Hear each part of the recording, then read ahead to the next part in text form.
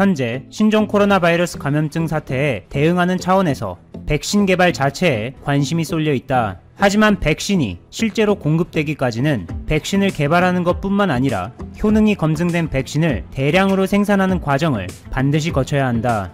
따라서 얼마나 효율적으로 신속하게 백신을 대량으로 생산할 수 있는지에 앞으로 관심이 쏠릴 것이다. 최초로 한국에 본부를 둔 비영리 국제기구 국제백신연구소의 제롬 김 사무총장이 언론과의 인터뷰를 통해 언급한 내용입니다. 한국계 미국인으로 내과 및 약물 등의 분야에서 특히 유명한 예일대 의대 출신의 백신 개발 전문가이자 국제백신연구소의 3대 사무총장인 제롬 김은 앞으로 모든 이들의 관심이 쏠리게 될 백신 생산 분야에서 한국 기업이 압도적으로 앞서갈 것이라는 놀라운 이야기를 하고 있죠. 세계보건기구에서 참여해 세계적인 협력 아래 진행되고 있는 통합 백신 개발 프로그램 코박스에서는 내년 말까지 약 20억 병의 백신을 생산하는 것을 목표로 두고 있는데, 이 물량은 전 세계 인구의 약 20%가 코로나19 백신 접종을 맞을 수 있다고 전해지고 있습니다. 또한 고령자나 전선에서 바이러스에 지속적으로 노출되는 의료진 등 고위험군의 사람들이 우선 접종 대상으로 분류되고, 현재 6개의 팀이 백신 개발에 있어서 그 마지막 단계에 해당되는 임상 3상을 진행하고 있는데, 대표적인 예가 미국의 모더나와 영국의 아스트라제네카죠. 물론 이렇게 세계적인 바이오 회사들이 백신을 개발함과 동시에 직접 백신의 생산도 맡을 수 있지만, 효율성 측면을 고려해 본다면 많은 부분을 위탁 생산에 맡길 것이라는 전망이 강하게 나오고 있습니다. 생산 비용을 낮추는 차원에서 인건비가 상대적으로 저렴한 인도 등의 국가에서 위탁 생산할 수도 있지만, 비용뿐만 아니라 품질까지 고려해 첨단 기술로 유명한 한국의 백신 생산을 맡기는 방안이 매우 유력하죠. 특히 의약품 위탁 생산 부문에 있어서 세계 최대 규모의 시설을 갖춘 삼성바이오로직스나 이미 영국의 아스트라제네카, 미국의 노바백스와 백신 생산 계약을 체결한 SK바이오사이언스 등의 한국 기업들을 가리키며 김 사무총장은 백신 생산 능력 분야에 있어서 한국이 전 세계에서 최고라고 강조하며 끊임없이 극찬해 세간의 이목을 끌었죠. 최근 들어 국내 코로나19 사태의 확산이 성북구 사랑제일교회를 통한 집단 감염을 시작으로 며칠간 일일 신규 확진자가 200에서 300명대로 나오면서 코로나19 총 확진자 수 역시 17,000명을 훌쩍 넘기며 지난 대구 신천지 교회발 감염 확산 사태 때보다 잘못하면 이번 사태가 더 심각해질 수도 있다는 우려의 목소리가 끊이질 않고 있는 실정입니다. 이처럼 신종 코로나 바이러스 감염증 사태의 확산은 전 세계 각국에서 공통적으로 겪고 있는 문제로 아메리카 대륙에서도 매우 심각합니다. 지난 23일을 기준으로 미국에서는 총 확진자가 584만 명을 넘겼고, 캐나다는 12만, 멕시코는 55만, 콜롬비아가 53만 명 이상으로 보고돼 코로나19 감염 확산의 심각성이 통계 수치에서 그대로 전해지는데, 멕시코 아래에 위치하면서 온두라스, 엘살바도르와 국경을 이루고 스페인어를 사용하며 총 인구가 약 1,800만 명인 나라 과테말라에서도 코로나19 일일 신규 확진자가 며칠간 평균 1,000명대로 발생하면서 총 확진자가 무려 67,800여 명으로 인구 대비 확산이 심각한 편이죠. 심지어 과테말라에서는 코로나19 확진자 관련해서 현재까지 보고된 통계 자료의 신뢰성이 떨어진다는 의문이 제기되고 있어 실제로는 그 심각성이 예상보다 훨씬 더 클지도 모르는 상황의 과테말라입니다. 하지만 이렇게 힘들고 어려운 상황 속의 과테말라에서도 하나하나의 온정으로 주변 사람들의 마음을 따뜻하게 만든 사례가 최근 소개됐죠. 지난달 27일 AP통신에서 이 사례를 소개하자 많은 관심을 받으며 뜨거운 화제가 됐던 해당 사례의 주인공은 바로 27세의 학교 교사 헤라르도 익스코이 씨로, 그는 코로나19 사태로 인해 학교 수업이 집에서 온라인 원격 수업으로 대체된 상황에서 이러한 여건을 갖추지 못해 온라인 수업을 듣지 못하는 자신의 학생들을 위해서 개인 사비를 털어 중고 성인용 세발 자전거를 구입해 수업 자료를 싣고 직접 학생의 집으로 찾아가 학습을 제공하는 일명 이동교실을 진행했습니다. 직접 구매한 성인용 세발 자전거에 수업을 위한 화이트보드를 비롯해 오디오 수업을 위한 소형 태양 전지판을 설치했고, 당연히 바이러스 감염을 차단하는 비닐을 씌운 채 익스코이 씨는 한 학생당 일주일에 최소 2번씩 방문하면서 학생과 안전거리를 확보한 상태에서 1대1 이동 수업을 진행해 짧지만 아이들에게 큰 희망이 되고 있습니다.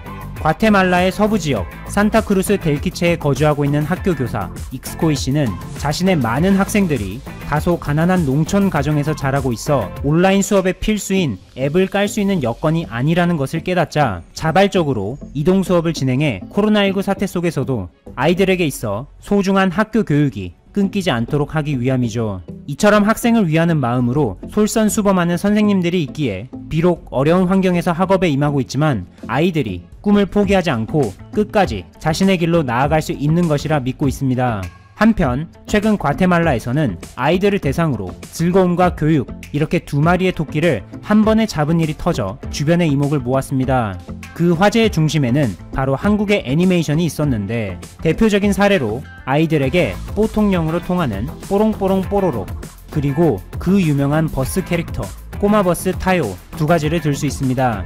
먼저 과테말라에 출격한 것은 지난 4월부터 방영하고 있는 뽀로로로 특히 주말에 공영방송 과테비시온에서 나오는 뽀로로는 180만 명이 시청할 정도로 아이들의 뜨거운 관심과 사랑을 한몸에 받고 있습니다. 그리고 뽀로로의 인기에 이어 이번에는 꼬마버스 타요가 과테말라에 상륙하는데 주 과테말라 한국 대사관의 발표에 따르면 8월 29일부터 현지의 최대 방송그룹인 차핀TV의 애니메이션 전문 채널에서 주말 토요일과 일요일 9시라는 황금 시간대에 방송된다고 전해졌습니다.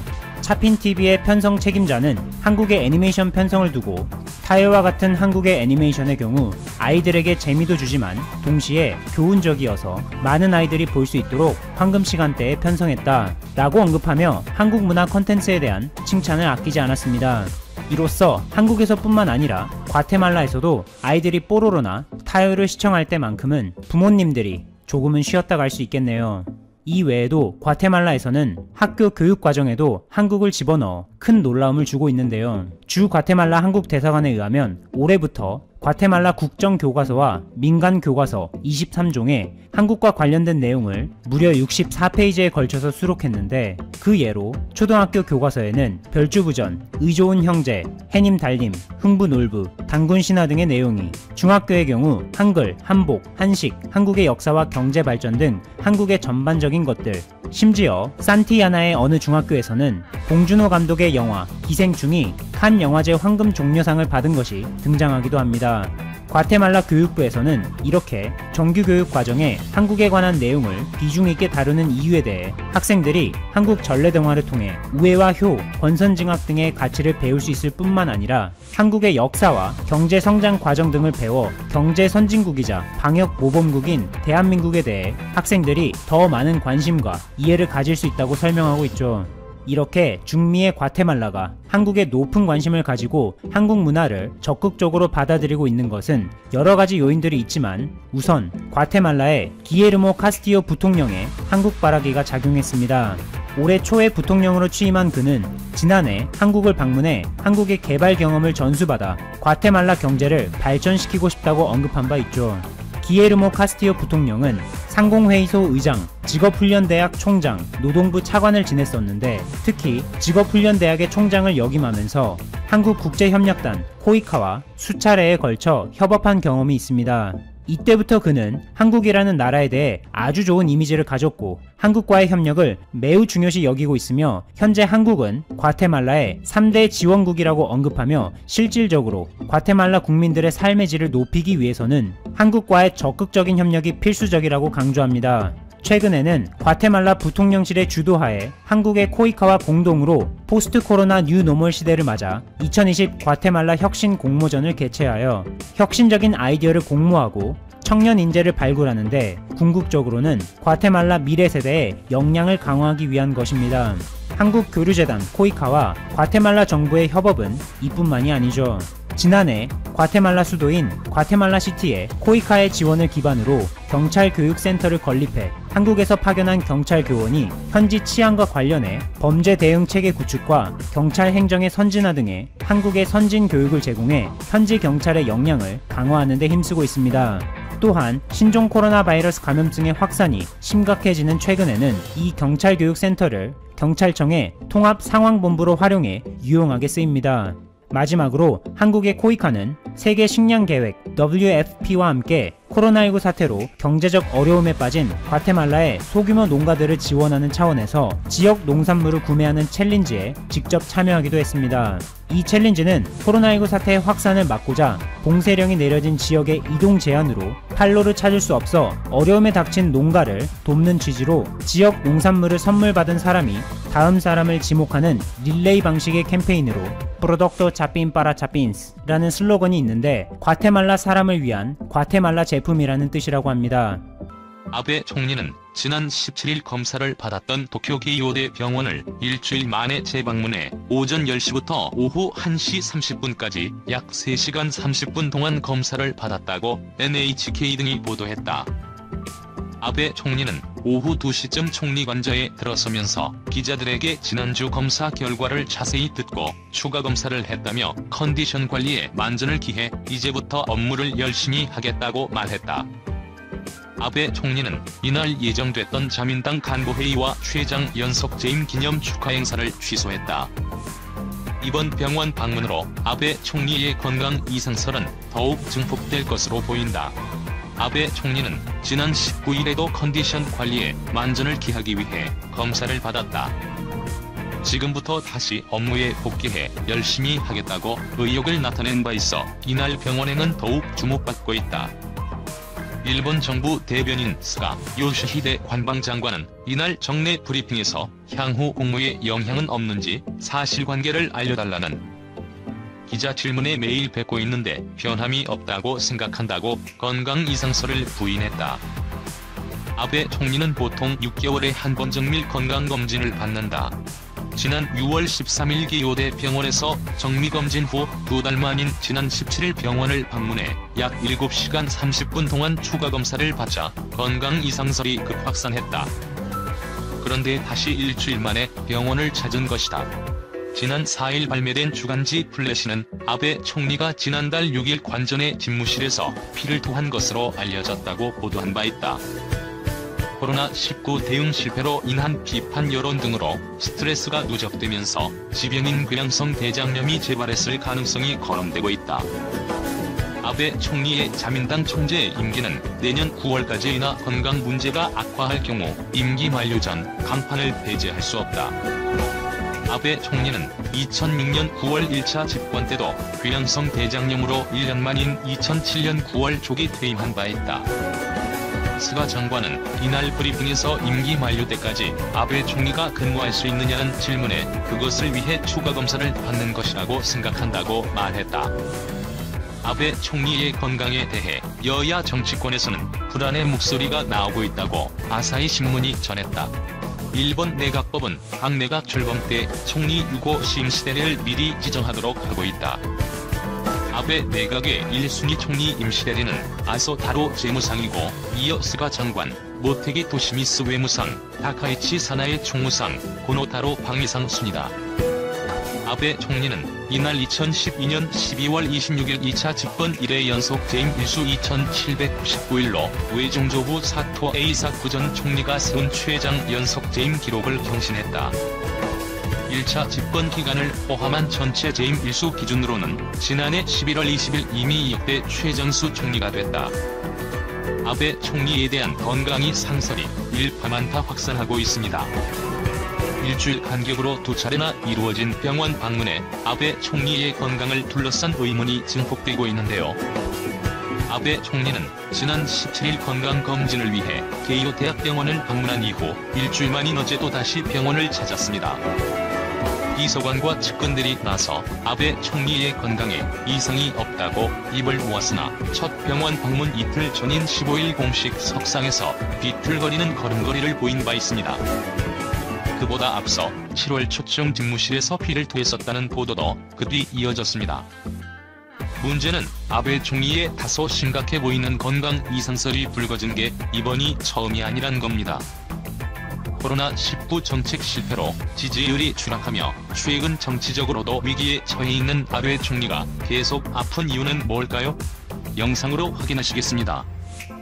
아베 신조 이번 총리의 건강 이상설이 확산하면서 다음 달로 예정된 내각 및 여당 간부 인사를 10월 이후로 연기하는 안이 급부상하고 있다고 아사히 신문이 25일 보도했다. 아사히는 아베 총리가 이달 17일에 이어 24일에도 2주 연속으로 도쿄 소재 케이오 대학병원에서 진찰을 받은 사실을 거론하면서 이런 집권 자민당 내 기류를 전했다. 실제 내각 및 자민당 인사가 연계되면 아베 총리가 구상하는 정치 일정에도 차질이 불가피할 전망이다. 아울러 2021년 9월 임기 만료를 앞두고 레임덕이 본격화할 가능성도 있다. 자민당 내 강요 경험자는 건강 문제로 인사를 연기하면 아베 총리는 구심력을 가질 수 없게 된다고 말했다고 아사히는 전했다. 다만 포스트 아베 후보 중 한 명인 기시다 후미오 자민당 정조 회장은 전날 기자회견에서 9월 내각 및 자민당 인사를 비롯해 향후 정치 일정에 대해 지금은 영향을 준다고 생각하지 않는다고 선을 그었다. 자민당 내에선 아베 총리의 잇따른 병원 방문에 대해 지병인 궤양성 대장염 치료를 받는 것 아니냐는 견해가 확산하고 있다고 마이니치 신문은 이날 보도했다. 아베 총리는 1차 집권 때인 2007년 9월 궤양성 대장염 악화를 이유로 임기 중 사임한 바 있다. 아사히 신문도 복수의 자민당 관계자가 아베 총리의 병원 방문에 대해 지병이 악화해서 치료를 받는 것 같다는 견해를 보였다고 전했다. 아베 총리가 17세 발병한 지병인 궤양성 대장염은 일본 후생노동성이 지정한 난치병으로 증상이 호전됐다가 재차 악화하는 경우가 많은 것으로 전해졌다. 다만 아베 총리의 몸 상태는 아직 정확히 알려지지 않고 있다. 아베 총리는 전날 기요대 병원을 방문한 직후 총리관저에서 기자들에게 오늘은 지난주에 검사 결과를 자세히 듣고 추가 검사를 했다고만 밝히고 자세한 언급은 하지 않았다. 1차 집권기 지병으로 임기 중 사퇴한 경험을 제업으로 생각하는 아베 총리가 다시 병을 이유로 사임하지는 않을 것이라는 관측도 있다. 자민당 관계자는 마이니치의 병을 이유로 그만두는 일은 없다. 그러느니 죽는 쪽이 낫다는 정도로 생각하고 있다고 짐작해서 말했다. 아베 총리도 전날 기자들에게 컨디션 관리에 만전을 기해 이제부터 업무를 열심히 하겠다며 정상 근무 의지를 밝혔다. 아울러 아베 총리는 이번 달 내라도 올해 가을 이후 신종 코로나 바이러스 감염증 대책을 기자회견 등을 통해 직접 설명할 방침이라고 마이니치는 전했다. 건강 이상설을 불식하고 코로나19 대책을 주도하는 모습을 국민들에게 보여주기 위한 의도로 풀이된다. 도쿄지사 간토대 지진 조선인 학살 추도 외면의 항의 시위. 고이케 유리코 도쿄도 지사가 간토대 지진 조선인 학살 희생자 추도식에 추도문을 보내지 않는 것에 항의하는 시위가 도쿄도청 앞에서 열렸다. 24일 마이니치 신문에 따르면 지난 22일 밤에 열린 시위에는 약 50명이 참가해 나는 추도아니다라는 플래카드를 내걸고 고이케 지사를 향해 추도문을 보낼 것을 요구했다. 이번 시위는 제1교포 차별에 반대하는 활동을 해온 도쿄도 세타가야구 거주 자영업자의 호소로 성사됐다. 트위터에서도 고이케 유리코는 9월 1일 추도문을 보내라라는 해시태그가 확산하고 있다. 시위에 참가한 요코하마시 거주 한국인 남상욱 씨는 지사가 메시지를 보내면 많은 도민이 역사를 생각하는 계기가 될 것이라며 증오 없는 미래의 첫걸음이 될 것이라고 밝혔다. 내년 9월 1일에는 도쿄도 내 요코와 미초공원에서 일본 시민단체 주도로 간토대 지진 조선인 학살 추도식이 40년 이상 개최돼 왔다. 이시하라 신타로, 이노세 나오키, 마스조에 요이치 등 과거 도쿄지사들은 재직 중 이 추도식에 추도문을 보냈으나 고이케 유리코 현 지사는 2017년부터 보내지 않고 있다. 고이케 지사는 올해도 추도문을 보내지 않을 방침으로 전해졌다. 1923년 9월 1일 도쿄도 등 간토 지방에는 규모 7.9의 대형 지진이 발생해 10만 5천여 명이 희생됐다. 당시 혼란 속에 조선인이 우물에 독을 풀었다, 조선인이 방화한다는 등의 유언비어가 퍼지자 자경단과 경찰, 군인 등이 제1조선인들을 닥치는 대로 학살했다.